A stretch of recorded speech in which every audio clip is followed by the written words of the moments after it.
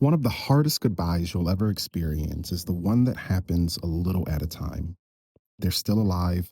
You still hold their hand. You still hear their voice. But the person you once knew as vibrant, independent, sharp, funny, and full of life seems to be slipping away.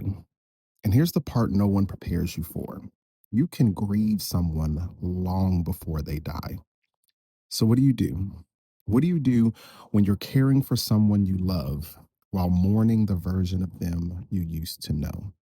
Before we go any further, if you're caring for a spouse, parent, grandparent, sibling, or friend whose health or memory has declined, I want you to know that you're not alone. Please like, share, subscribe, because this conversation may be exactly what another caregiver needs to hear today. Welcome to Sit With It. I'm Dr. Dandridge. This is a space where we don't rush healing. No, we do exactly that. We sit with it. Today, we're talking about a grief that often goes unseen: the grief of watching someone decline. Maybe it's Alzheimer's disease. Maybe it's another form of dementia. Maybe it's Parkinson's disease. Maybe it's cancer. Maybe it's a stroke. Or maybe it's another illness that has slowly changed the person you love. You remember them as the one who everyone called for advice, the one who never forgot a birthday, the one who could fix anything, the one who filled every room with laughter. Now, you're helping them remember your name. You're helping them to eat. You're helping them walk, helping them do things they once did effortlessly. That kind of grief has a name. It's often called anticipatory grief, the grief of mourning ongoing losses before death occurs. And if you've been carrying this, today's conversation is for you. A caregiver once told me something I'll never forget. She said, "I miss my husband, and he's sitting right here beside me." Think about that. She wasn't grieving an empty chair. She was grieving the conversations they no longer had, the jokes he no longer remembered, the decisions they used to make together. She loved the man sitting beside her, but she also missed the man he used to be. And then she whispered something that literally broke my heart, family. She said, "Sometimes I feel guilty for missing someone who's still alive." And maybe you felt that too.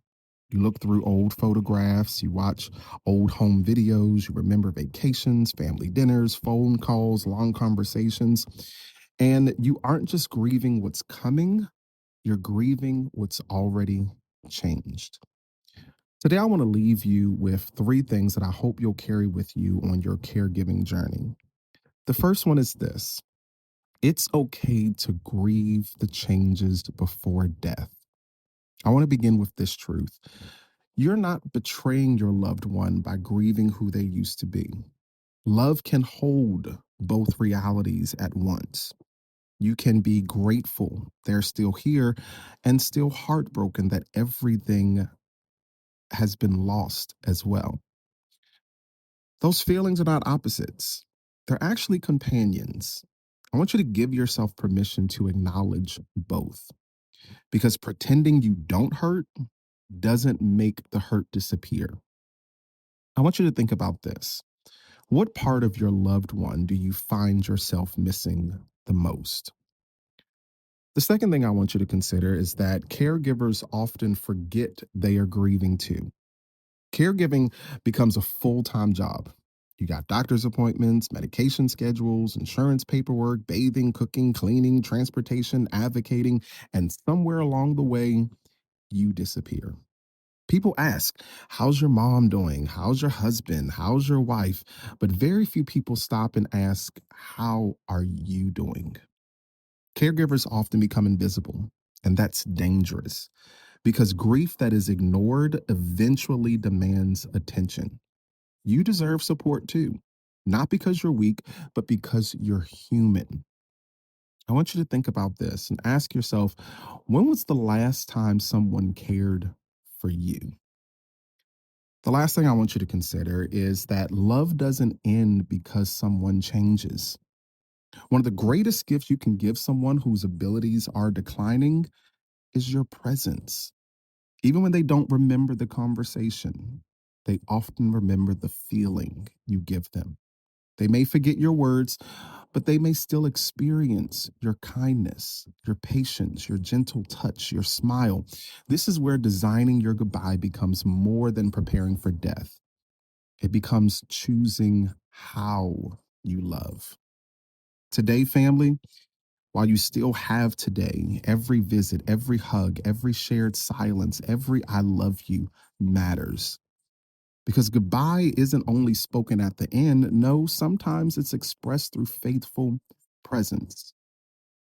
Ask yourself, how can you choose presence over perfection this week inside of your caregiving? I love to hear from you. Who are you caring for? Is it a parent, a spouse, a grandparent, a sibling, or a close friend?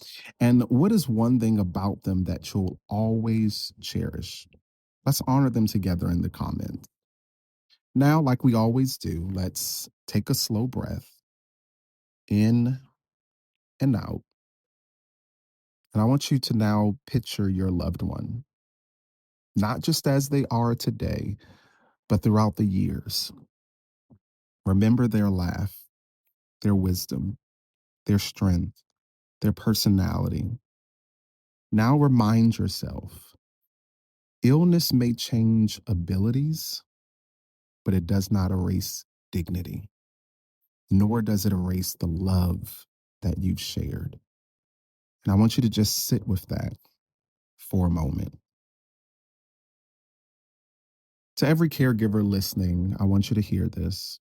You are doing a holy work, work that often goes unnoticed, work that can be exhausting, work that can break your heart. But every act of compassion, every late night, every appointment, every meal prepared, every hand held, every gentle word is an expression of love. And even on the days when you feel like you're not doing enough, I want you to remember this: showing up is enough. If today's conversation encouraged you, do me a favor. Please like, share, subscribe.